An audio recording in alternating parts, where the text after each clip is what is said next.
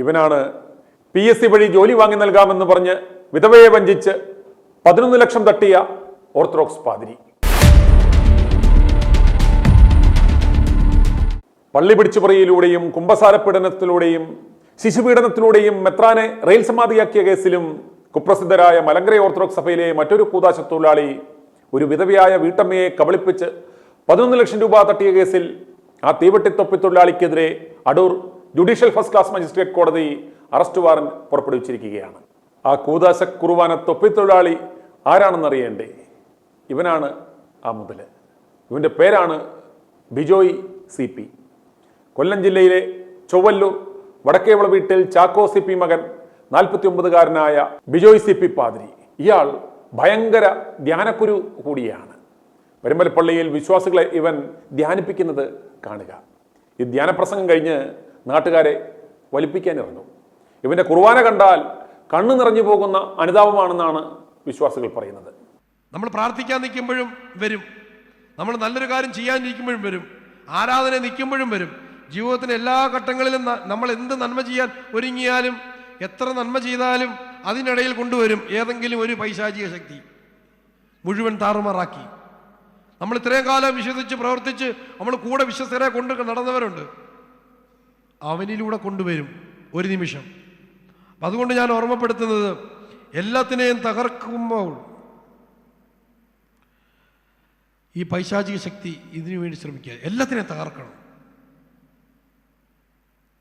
എന്നാൽ ഈ പൈശാചിക ശക്തികളെയൊക്കെ തൂത്തെറിയുവാൻ തക്കവണ്ണം കഴിവുള്ളവൻ ഒരുവൻ മാത്രമേ ഉള്ളൂ. ബിജോയ് CP പാതിരി ഇപ്പോൾ കൊല്ലം ഭദ്രാസനത്തിലെ മാറനാട് മാർ ബസോമ ഓർത്തഡോക്സ് പള്ളിയിലെ വികാരിയാണ്. ഇയാളുടെ ഭാര്യ ജസ്മിൻ മാത്യു തിരുവനന്തപുരം PSC ഓഫീസിലെ ഉയർന്ന ഉദ്യോഗസ്ഥയാണെന്നും PSC ചെയർമാന്റെ അടുത്ത കക്ഷിയാണെന്നും പലർക്കും സർക്കാർ ജോലി വാങ്ങി കൊടുത്തിട്ടുണ്ടെന്നും പറഞ്ഞ് പലരുടെ കയ്യിൽ നിന്നും ലക്ഷങ്ങൾ വാങ്ങിയിട്ടുണ്ടെന്ന് ഞങ്ങൾക്ക് മനസ്സിലാക്കുവാൻ കഴിഞ്ഞു. പാതിരിയല്ലേ, വലിപ്പിക്കില്ലായിരിക്കും എന്നോർത്ത് മാത്രമാണ് പലരും ഇപ്പോൾ അടങ്ങിയിരിക്കുന്നത്. എന്നാൽ അടൂർ കരുവാറ്റ സ്വദേശിനിയായ BGT വർഗീസിന്റെ MTech-കാരിയായ മകൾക്ക് PSC മുഖേന ജോലി വാങ്ങി നൽകാം എന്ന് പറഞ്ഞ് വിശ്വസിപ്പിച്ച് 3 തവണയായി ബിജോയ് CP പാതിരിയും പാതിരിയുടെ ഭാര്യയും PSC ഉദ്യോഗസ്ഥയുമായ ജസ്മിൻ മാത്യുവും ചേർന്ന് 11 ലക്ഷം രൂപ തട്ടിയെടുത്തു എന്ന കേസിലാണ് ഇപ്പോൾ അറസ്റ്റ് വാറന്റ് വന്നിരിക്കുന്നത്. പാതിരി തട്ടിപ്പ് വീരനാണെന്ന് മനസ്സിലാക്കിയപ്പോൾ പണം തിരികെ ചോദിച്ചു. പലപ്പോഴായി ചെന്നപ്പോൾ തന്റെ അക്കൗണ്ടിൽ പണമുണ്ടെന്ന് വിശ്വസിപ്പിച്ച് പാതിരി 11 ലക്ഷം രൂപയുടെ ചെക്ക് നൽകുകയും എന്നാൽ ആ ചെക്ക് ബാങ്കിൽ പണമില്ലാത്തതിന്റെ പേരിൽ മടങ്ങുകയും ചെയ്തു. ചെക്ക് മടങ്ങിയ വിവരം അറിഞ്ഞ് പാഴ്സനേജിൽ ചെന്ന ബിജിയെ പാതിരി പരസ്യമായി അപമാനിച്ചു വിട്ടു. തുടർന്ന് ബിജി മുഖ്യമന്ത്രിക്ക് വിശദമായ പരാതി നൽകുകയും ആ പരാതിയുടെ അടിസ്ഥാനത്തിൽ മൊഴിയെടുത്തു. എങ്കിലും ഒരു നടപടിയും ഉണ്ടായില്ല. ഒടുവിൽ ബിജി കോടതിയെ സമീപിക്കുകയും Adoor judicial first class magistrate കോടതി ST 1756/2024 നമ്പറായി കേസ് രജിസ്റ്റർ ചെയ്യുകയും ചെയ്തു. വക്കീൽ നോട്ടീസ് അയച്ചിട്ടും കോടതി സമൻസ് അയച്ചിട്ടും പാതിരി കോടതിയിൽ ഹാജരാകാത്തതിനെ തുടർന്ന് ജനുവരി 9, 2025 കോടതി അറസ്റ്റ് വാറന്റ് പുറപ്പെടുവിച്ചിരിക്കുകയാണ്. അറസ്റ്റ് വാറന്റ് പുറപ്പെടുവിച്ചിട്ട് 1.5 മാസമാകുമ്പോഴും കൊല്ലം ഏഴുകോൺ പോലീസ് വാറന്റ് ഇതുവരെ ഇഷ്യൂ ചെയ്യാതെ പാതിരിയെ സംരക്ഷിക്കുകയാണ്.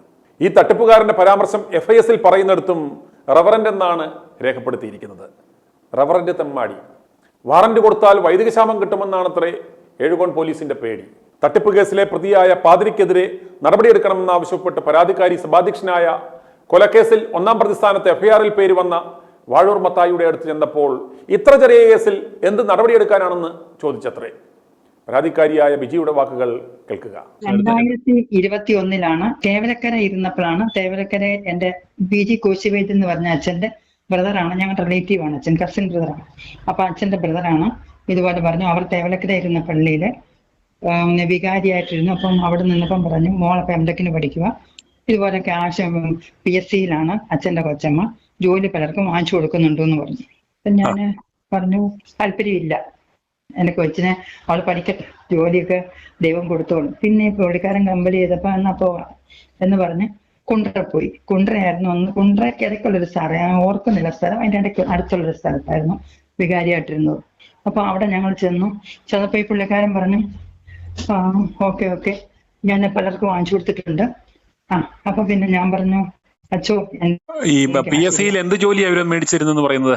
PSC കേരള ഗവൺമെന്റ് ജോലി എന്നാ പറഞ്ഞു. ആദ്യം പറഞ്ഞു ഫുഡ് കോർപ്പറേഷന്റെ എങ്ങാണ്ടൊക്കെ ഞാൻ വാങ്ങിച്ചു കൊടുത്തിട്ടുണ്ടെന്ന് പറഞ്ഞു. ഞാൻ പറഞ്ഞു അച്ഛോ എന്റെ ക്യാഷ് ഇല്ല, എനിക്ക് ഹസ്ബൻഡ് മരിച്ചിട്ട് 10-15 വർഷമായി, എനിക്ക് അതിന് ടൈറ്റ്. ഇപ്പൊ 16ാമത്തെ വർഷമാണ് ഈ മാർച്ചിൽ. എനിക്കത് ബുദ്ധിമുട്ട്, എന്റെ കുഞ്ഞുങ്ങളെ പഠിപ്പിക്കുന്നതിന് ഞാൻ ബുദ്ധിമുട്ടിയാണ്. അത് കഴിഞ്ഞ് പിന്നെ ഇങ്ങനെ വിളിച്ചിട്ട് പറഞ്ഞു പിന്നെ ഇതുപോലെ ജോലിയാവുന്നു, ഇപ്പൊ എല്ലാരും ഇങ്ങനെയൊക്കെയാന്ന് പറഞ്ഞു വാങ്ങിക്കുന്നത്. ഇദ്ദേഹമാണോ അങ്ങോട്ട് വിളിച്ചത് അതോ സഹോദരി അങ്ങോട്ട് വിളിക്കുമായിരുന്നോ? അല്ല, ഞാൻ അവിടെ ചെന്നല്ലോ. ഞാൻ അവിടെ ചെന്നില്ല. ഞാൻ പറഞ്ഞില്ല, കോശിവേദാച്ചന്റെ ചേട്ടൻ എന്നെ അവിടെ കൊണ്ടുപോയി. ഈ കുണ്ട്രയ്ക്ക് അടുത്തുള്ള ഇദ്ദേഹത്തിന്റെ വീടാണോ സ്ഥാപനമാണോ? പള്ളിയിലായിരുന്നു. ഏത് പള്ളി? ഏത് സഭയുടെ പള്ളി? ഓർത്തഡോക്സ് സഭയുടെ. ഇദ്ദേഹം ഓർത്തഡോക്സ് സഭയിലെ വൈദികനാണോ? ഓർത്തഡോക്സ് സഭയിലെ വൈദികനാ. ഇയാളുടെ പേര്? ഫാദർ ബിജോയ് CP, മാർനാട് മാർ ബർസോമ ചർച്ചിലെ. ഇപ്പൊ അയാൾ ഇവിടുത്തെ വികാരിയാ? അവിടുത്തെ വികാരി മാർ ബർസോമ ചർച്ച്. ഇയാളുടെ വീട് ചൊവ്വള്ളൂര്. ഏത് ഭദ്രാസനം? കൊല്ലം ഭദ്രാസനം. ഇയാൾ ഇതുപോലെ PSCയിൽ ജോലി മേടിച്ചു കൊടുക്കാൻ പലർക്കും മേടിച്ചു കൊടുത്തിട്ടുണ്ടെന്ന് പറഞ്ഞാണ് നമ്മളോട് സമീപിച്ചത്. ഞാൻ പറഞ്ഞ സമീപിച്ചത്. അങ്ങനെ നമ്മൾ എത്ര രൂപ കൊടുത്തു? ഞാന് 11 ലക്ഷം രൂപ കൊടുത്തു. 11 ലക്ഷം രൂപ എങ്ങനെ കൊടുത്തു? ക്യാഷ് ആയിട്ട് കൊടുത്തോ ചെക്കായിട്ട് കൊടുത്തോ? ക്യാഷ് ആയിട്ട് അയാൾ കൊടുത്തത്. തെളിവ് വല്ലതും ഉണ്ടോ? തെളിവ് എനിക്ക് ചെക്ക് തന്നിട്ടുണ്ടല്ലോ. പകരമായിട്ട് എന്താ നമുക്ക് തന്നത്? നമുക്കൊന്നും തന്നില്ല. ചെക്ക് പിന്നെ അവസാനം ആ ചെക്ക് തന്നെ ഞാൻ തഴവാപ്പള്ളി ഇരുന്നപ്പോ ഞാൻ അവിടെ ചെന്ന് അവിടുത്തെ അനിൽ മത്തായിയോട് എന്ന് പറഞ്ഞപ്പോ അനിൽ മത്തായി പറഞ്ഞു അമ്മേ ഇവിടെ പലരും വരുന്നുണ്ട്. അനിൽ മത്തായി ആരാ? അനിൽ മത്തായി എന്ന് പറഞ്ഞ സാറ് തഴവാപ്പള്ളിയിലെ ട്രസ്റ്റിയോ സെക്രട്ടറിയോ കണ്ടാന്ന് തോന്നിപ്പോ. അന്നേരം എനിക്ക് അറിയുന്ന പുള്ളി അതേ ഉള്ളായിരുന്നു. പലരും ഇതുപോലെ പൈസക്ക് വരുന്നുണ്ടെന്ന് പറഞ്ഞോ? പലരും പൈസക്ക് വരുന്നുണ്ടെന്ന് പറഞ്ഞു. അപ്പം നമുക്കിപ്പം ആരെങ്കിലും വന്നോട്ടെ. നമ്മുടെ ഈ 11 ലക്ഷം രൂപ ഒരുമിച്ചാണോ പല പ്രാവശ്യമായിട്ടാണോ മേടിച്ചത്? ആദ്യം 1, പിന്നെ 5 അങ്ങനെ കൊടുത്തിരിക്കും. എത്ര കാലയളവിന് ഇടവില് ഈ 11 ലക്ഷം രൂപ മേടിച്ചു? 2021 മാർച്ചിൽ 1 ലക്ഷം രൂപ കൊടുത്തു. അത് കഴിഞ്ഞ് ഓഗസ്റ്റില് ഇങ്ങനെ പിന്നെ 2 പ്രാവശ്യമായിട്ട് അടുപ്പിച്ച് 5 വെച്ച് കൊടുത്തു. 5 വെച്ച് കൊടുത്തു. ഇപ്പൊ നമ്മൾ അത് കൊടുത്തപ്പോ ഉടനെ പറഞ്ഞത് അത് ഞാനാണെങ്കിൽ എന്റെ വസ്തു ഹസ്ബൻഡ് വാങ്ങിച്ചെന്ന വസ്തു പണയപ്പെടുത്തി കൊടുത്തു. അന്നേരം ഉടനെ പറഞ്ഞു അയ്യോ അത് 5 എന്തിനാ, 10 ഉണ്ടോ, അത് 10 കൊടുത്താ ഞാൻ ഇൻട്രസ്റ്റ് അടച്ചോളാം. ഇയാൾക്ക് ആവേശം എടുക്കും. PSCയിൽ ജോലി മേടിച്ചു കൊടുത്താൽ എത്ര രൂപ തരണമെന്നാ പുള്ളി പറഞ്ഞത്? ഇയാൾ 11 പറഞ്ഞു. പിന്നെ ഇയാൾ കിടക്കുന്നതേ ഉള്ളൂ. ഞാനിപ്പോ 11 പറഞ്ഞപ്പോ അത് കഴിഞ്ഞോണ്ട് എന്റെ മോൾക്ക് പെട്ടെന്ന് കല്യാണം കഴിച്ച പൈസയിൽ ലാസ്റ്റ് കൊടുത്ത 5. അന്നേരം പ്രഗ്നന്റ് ആയപ്പോ ഞാൻ എനിക്ക് ജോലിയും വേണ്ട, ഒന്നും വേണ്ട, ക്യാഷിങ് തന്നേക്കാൻ പറഞ്ഞു. ഞാനാണ് മാറുന്നത്. ഞാൻ എന്റെ ക്യാഷിങ് തന്നേക്കാൻ മതി, എനിക്ക് ഒന്നും വേണ്ട. അപ്പൊ ഇയാൾ കണ്ട് കളിക്കാൻ തുടങ്ങി. മോളുടെ വിദ്യാഭ്യാസ യോഗ്യത എന്തുവാ? മോൾ എംടെക് ആയിരിക്കും. PSCയിൽ ജോലിയും മേടിച്ചു കൊടുക്കാന്ന് പറഞ്ഞാണ് മേടിച്ചത്. അതെ. ഇതുപോലെ പലരെയും മേടിച്ചിട്ടുണ്ടോ ഇയാൾ? അറിയാവോ? ഞാൻ തലവാപ്പള്ളി ചെന്നപ്പം പലരും ഇതുപോലെ വന്നിട്ടുണ്ട് എന്ന് പറഞ്ഞു കേട്ടു. എന്നിട്ട് ഇദ്ദേഹത്തിനെതിരെ പോലീസ് സ്റ്റേഷനിൽ കേസ് കൊടുത്തോ? ഞാൻ കേസ് കൊടുത്തല്ലോ. ഞാൻ ആദ്യ സ്റ്റേഷനിൽ കേസ് കൊടുത്തു. ഏത് സ്റ്റേഷനിൽ കൊടുത്തു? അടൂർ സ്റ്റേഷനുണ്ട്. അതിന്റെ എല്ലാ പ്രൂഫ് ഉണ്ട്. അടൂർ സ്റ്റേഷനിൽ കൊടുത്തപ്പോ അവര് പറഞ്ഞു ബാങ്ക് ട്രാൻസാക്ഷൻ അല്ലോ, റെക്കോർഡൊന്നും ഇല്ലല്ലോ എന്ന് പറഞ്ഞു. അങ്ങനെ എനിക്ക് അവിടുന്ന് റെസിപ്റ്റ് വന്ന് വിട്ടു. പിന്നാണ് ഈ ചെക്ക് തരുന്നത്. ചെക്ക് തന്നത് ഇപ്പോഴിരിക്കുന്നിടത്ത് വെച്ചാണ്, മാർനാട്ട് വെച്ചാണ് എനിക്ക് ചെക്ക് തരുന്നത്. എത്ര ലക്ഷം രൂപ ചെക്ക് തന്നു? 11ന്റെ ചെക്ക്. അപ്പം 11ന്റെ ചെക്ക് വന്നിട്ട് ഒക്ടോബർ 27-ാം തീയതി അത് തീരുവ. അപ്പൊ ഞാൻ ഗ്രാമീൺ ബാങ്കിൽ ചെന്ന് പറഞ്ഞപ്പോൾ ഗ്രാമീൺ ബാങ്കുകാർ പറഞ്ഞു ഇതിങ്ങനെ വെച്ചോണ്ടിരിക്കരുത്, ഇത് നമുക്ക് ഇല്ലെങ്കിൽ ഞാൻ ഡേറ്റ് പോയാൽ പിന്നെ തീർന്നെന്ന് പറഞ്ഞു. അവരാണ് 18-ാം തീയതി പോയി ഇവരുടെ കൊല്ലത്തെ ബാങ്കിൽ വിട്ട് എനിക്ക് തിരിച്ചു തന്നു. ചെക്ക് ബൗൺസായി. അങ്ങനെയാണ് പിന്നെ കേസ് ഫയൽ ചെയ്തത്. പോലീസ് FIR രജിസ്റ്റർ ചെയ്യാത്തതുകൊണ്ടാണോ കോടതി വഴി പോയത്? അതെ. എനിക്ക് പോലീസിനൊന്നും സ്റ്റേഷനൊന്നും കിട്ടിയില്ല. അപ്പൊ ഞാൻ പിന്നെ അത് കേസ് പോയി കഴിഞ്ഞിട്ട് 1 വർഷം വരെ ഒന്നും ആകുന്നില്ല. ഡേറ്റ് ഇങ്ങനെ നീളുന്നല്ലാതെ ഒന്നും കേസ് നടക്കുന്നേ ഇല്ല. അങ്ങനെ വന്നപ്പം എനിക്ക് എനിക്ക് ലോൺ കയറി വരുന്നു. അന്നേരം ഞാൻ മുഖ്യമന്ത്രിക്ക് ഒരു പേപ്പർ കൊടുത്തു. അപ്പൊ അത് കഴിഞ്ഞിട്ട് ഇങ്ങനെ സ്റ്റേഷനിൽ വന്നു. DYSP അവിടെ നിന്ന് ഇങ്ങനെ വന്നപ്പം കേസ് അവർ നോക്കിയപ്പോൾ മൊഴി കൊടുത്തു. മൊഴി എടുക്കണം എന്ന് പറഞ്ഞപ്പോൾ കേസിന്റെ നമ്പർ വീണ്ടില്ലല്ലോ. നമ്പർ 1 വർഷമായി, എനിക്കിതൊന്നും അറിയത്തില്ല. അപ്പോഴാണ് പിന്നാണ് ജനുവരി 4-ാം തീയതിക്ക് കേസ് വെച്ചതും ഇത് പിന്നെ മജിസ്ട്രേറ്റ് വാറണ്ട് വിധിച്ചു. ഇപ്പൊ എന്താ പുള്ളിയോട് പറയുന്നത്? ഇപ്പൊ എന്നോടൊരു 3-4 മാസം കൊണ്ട് ഈ കേസായ എന്നോട് ചോദിച്ചു കേസ് പോയ പിന്നെ പേപ്പർ പോയപ്പോൾ പറഞ്ഞു നിങ്ങൾ കേസ് കൊടുത്തോ. ഞാൻ പറഞ്ഞു എനിക്ക് തരാനുള്ള ക്യാഷിന് ഞാൻ പിന്നെ ആരെനിക്ക് തരും? ചെക്ക് തന്നിട്ട് എനിക്ക് ക്യാഷ് തന്നു. പിന്നെ എന്താ നിങ്ങൾ കുറച്ച് ക്യാഷ് തരാണ്ട് നിങ്ങൾ എന്താ ഇത്രയും പറഞ്ഞു? എനിക്ക് എന്റെ ക്യാഷ് വേണം, എനിക്ക് ഇത്രയും കേൾക്കേണ്ട ആവശ്യമില്ല. അയാൾ ചുമ്മാതെ സാറെ ഉരുണ്ട് കളിക്കുവോ, അല്ലാതെ നമുക്ക് ക്യാഷ് തരണമെന്നില്ല. ഇപ്പോഴത്തെ അവന്റെ നിലപാടെന്തോ? ഇപ്പൊ എന്താ പറയുന്നത്? വിളിക്കുന്നേ ഇല്ല. ഇപ്പൊ എന്നെ സാറേ ഇപ്പൊ ഈ വീട്ടിൽ നിങ്ങൾ പോകാത്ത? വീട്ടിൽ പോയി ചോദിച്ചില്ലേ പൈസ? ഞാൻ വീട്ടിൽ പോയില്ല. ഞാൻ ഇവിടെ പിന്നെ തലവായിൽ അവരുടെ പാഴ്സനേജിലാണ് ചെന്നത്. അന്നേരം അയാൾ എന്താ പറയുന്നേ? പാഴ്സനേജ് ചെന്നപ്പം അന്നേരനായിട്ട് ആക്ഷേപിച്ചു. അയാൾ ആക്ഷേപിച്ചെന്ന് പറഞ്ഞാൽ കൊണ്ട് പിന്നെ ഞാൻ പറഞ്ഞു അച്ഛൻ ഇങ്ങനെ പുരോഹിതനായിട്ടിരിക്കെ എനിക്ക് ക്യാഷ് തരാത്തത് കഷ്ടമായത്. പുരോഹിതനാണെന്ന് വിശ്വസിച്ചാണല്ലോ എന്നെ ഇത്രയും കബളിപ്പിക്കേണ്ട ആവശ്യമില്ല. എന്റെ ഉടനെ അവരെ ഞാൻ തരും. തരും. തന്നെന്ന് ഇതൊക്കെ തന്നെ ഭാര്യയുടെ പേരെന്താ? ജാസ്മിൻ മാത്യു. ജാസ്മിൻ മാത്യു. എവിടെ, ഏത് PSC ഓഫീസിലാണ് അവർ വർക്ക് ചെയ്യുന്നത്? ട്രിവാൻഡ്രത്ത്. ട്രിവാൻഡ്രം PSC ഓഫീസിലാണ് വർക്ക് ചെയ്യുന്നത്. അങ്ങനെ അവരിലൂടെ ജോലി മേടിച്ചു കൊടുക്കാന്ന് പറഞ്ഞാണ് ഇയാൾ പൈസ മേടിക്കുന്നത്. അത് ഞാൻ കേസ് കൊടുത്തു സാറേ. പിന്നെ PSC ഓഫീസിൽ കൊടുത്തു. പിന്നെ നമ്മുടെ പിതാവിന് കൊടുത്തു, അവിടെ കോട്ടയത്ത് കൊടുത്തു, എല്ലാവരും ഞാൻ ഇപ്പൊ കൊടുത്തു. പക്ഷെ നമുക്കൊന്നും ഇല്ല. പക്ഷെ മുഖ്യമന്ത്രിക്ക് കൊടുത്തതിന്റെ പേപ്പറാണ് DYSP ഓഫീസിൽ വന്നിട്ട് പിന്നെ നമുക്കിങ്ങനെ ഇപ്പൊ ഒരു മജിസ്ട്രേറ്റ് നമുക്ക് ഇപ്പൊ ഇത് പോയിരിക്കുന്നത്. നമ്മളെല്ലാം ആരും പുറകോട്ട് ഇറങ്ങാനില്ല. എന്റെ ഹസ്ബൻഡും ഇല്ല, ഞാൻ തന്നെയല്ലേ ഉള്ളൂ. ഇത് പറയണ സാറേ, പറയാൻ എനിക്ക് ലോൺ അടയ്ക്കാനാ ബുദ്ധിമുട്ട്. എനിക്കിപ്പോ അയാൾ തന്നെ ഞാൻ എന്തും വേണ്ട ലോൺ അടച്ചത് കടത്തിലായി. ഇനി ബിജോയ് സി പാദ്രിയുടെ ഭാഗം കേൾക്കാം. ഇവൻ ഇരുത്തം വന്ന തെമ്മാടിയാണെന്ന് ഇവന്റെ വാക്കുകളിൽ നിന്നും മനസ്സിലാക്കാം. ഇരുന്ന ഇടവകളിലെ സ്ത്രീകളുടെ സ്വർണം വരെ മേടിച്ച് പണയം വെച്ചിട്ട് അത് തിരികെ എടുത്തു കൊടുക്കാതെ വലിയ വിഷയങ്ങൾ ഉണ്ടായിട്ടുണ്ടെന്ന് ഇടവക്കാർ ഞങ്ങളോട് വെളിപ്പെടുത്തി. ഇവനാൽ വഞ്ചിക്കപ്പെട്ടവർക്ക് ഞങ്ങളെ വിളിക്കാവുന്നതാണ്. ഒന്ന് കാണാൻ പറ്റുമെന്ന് അറിയാൻ വേണ്ടിയാണ്. എൻ്റെ പേര് മാത്യു എന്നാ. എവിടുന്നാ? ഞാനിവിടെ കൊട്ടാരക്കരയിൽ നിന്നാണ്. നമുക്ക് വേറെ ചെറിയ ആവശ്യം ഉണ്ടായിരുന്നു. നമുക്ക് അച്ഛനൊന്ന് പേഴ്സണലി കാണാൻ വേണ്ടിയാ പറ്റും. നമ്മുടെ ഒരു ചെറിയൊരു ജോലിയുടെ ആവശ്യമായിട്ട് ബന്ധപ്പെട്ടാ. എനിക്ക് മനസ്സിലായില്ല. ആരാ വിളിക്കുന്നേ? എൻ്റെ പേര് മാത്യു എന്നാണ്. എന്റെ നമ്പർ എങ്ങനെ കിട്ടി? ഒരു ബന്ധുവാ തന്നെ അച്ഛനെ വിളിച്ച. ഒരു എഞ്ചിനീയറിംഗ് കഴിഞ്ഞ് നിൽക്കുകയാണേ. സോറി, ഞാൻ ചെയ്യുന്ന ആളല്ല.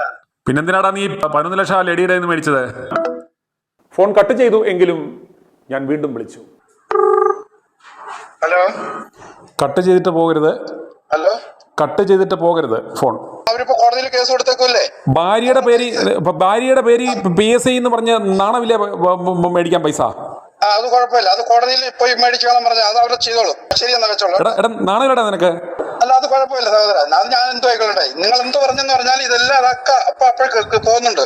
അപ്പൊ നിങ്ങളിപ്പോ ആരായാലും എനിക്ക് നിങ്ങളെ വന്ന് ട്രാപ്പ് ചെയ്യാനോ എനിക്ക് ഇയാളെ കുരുക്കാനോ എനിക്ക് എന്റെ സമയമില്ല, എന്റെ കാര്യമില്ല. എന്തെങ്കിലും പ്രശ്നങ്ങളുണ്ടെങ്കിൽ കോടതി വഴി തീർത്തോളും. അത് കോടതിയിൽ കേസ് കൊടുത്തിരിക്കുന്നതാണ്. കോടതി വഴി തീർത്തോ? നാണമില്ല ഒരു സ്ത്രീയുടെ പറയുന്ന മുഴുവൻ എന്ത് റെക്കോർഡ് ചെയ്ത് നേരെ കോടതിക്ക് തന്നെ പോകും. ഒരു ഭർത്താവ് നഷ്ടപ്പെട്ട ഒരു സ്ത്രീയെ നിങ്ങൾക്ക് ഇതുപോലെ പറ്റിച്ച് നാണമില്ല പൈസ മേടിക്കാൻ? നിങ്ങൾ എങ്ങനെ കുർബാന അർപ്പിക്കുന്നു? അത് തിരിച്ച് നമുക്ക് കിട്ടിയിട്ടില്ല. നിങ്ങളൊരു കുർബാന അർപ്പിക്കുന്ന ഒരു വൈദികനല്ലേ?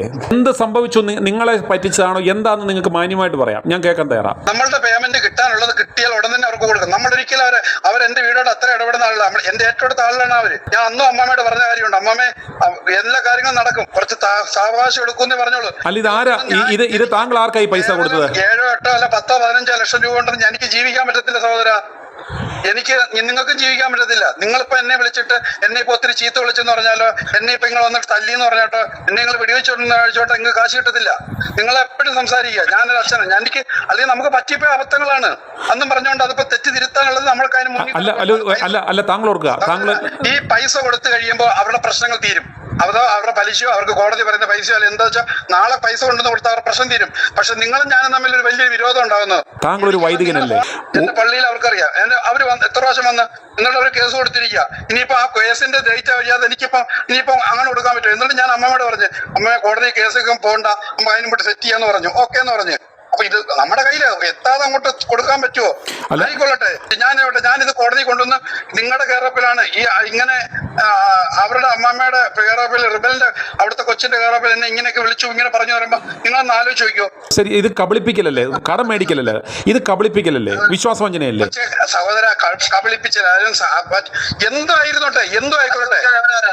നിങ്ങൾ വിളിച്ചിട്ട് എന്നെ വിളിച്ച് ചോദിക്കാൻ നിങ്ങൾ അവരുടെ ആരാണ് അവർ ഉത്തരവാദിത്തപ്പെട്ടത്. അവർ കോടതി കേസ് കൊടുത്തിട്ട് ഞാൻ കോടതി വെച്ച് നേരിട്ടുള്ളതെന്ന് ഞാൻ അവരോട് പറഞ്ഞിട്ടുണ്ട്.